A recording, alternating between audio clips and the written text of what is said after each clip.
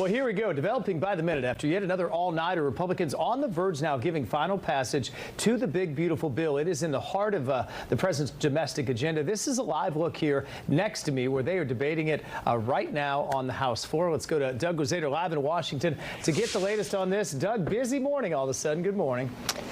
Busy morning, long night. Now, it does look like they're on a glide path right now to get this done, maybe in the next hour or two.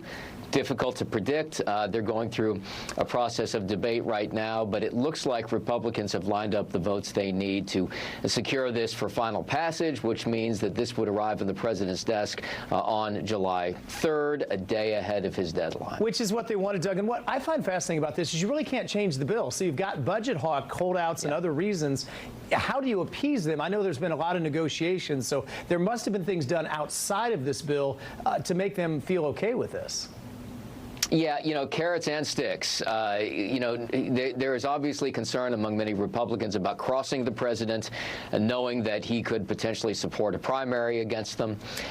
So there is that. That would be the stick, but some carrots as well. And, you know, it's certainly possible that some of these members secured commitments from the president along other lines, maybe in terms of executive orders, things of that nature that won't necessarily be part of this legislation, but they will have secured perhaps some a kind of commitment to do something in their interest in exchange for this this support. Doug, let's finish with this. Assuming they get this through, I mean, I suspect we're going to hear this into November next year.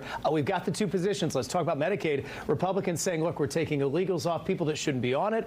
Democrats are going to roll out those commercials saying 14 million people were taken off of Medicaid. Yeah, I mean, there are, as part of this deal, there are work requirements for Medicaid recipients.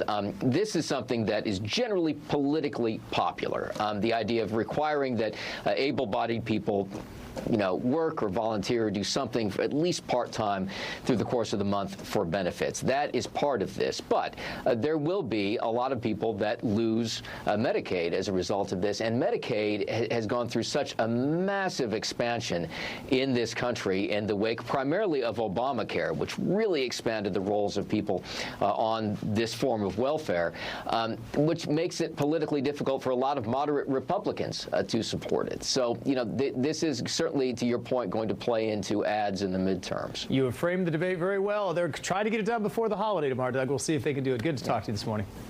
Thank you.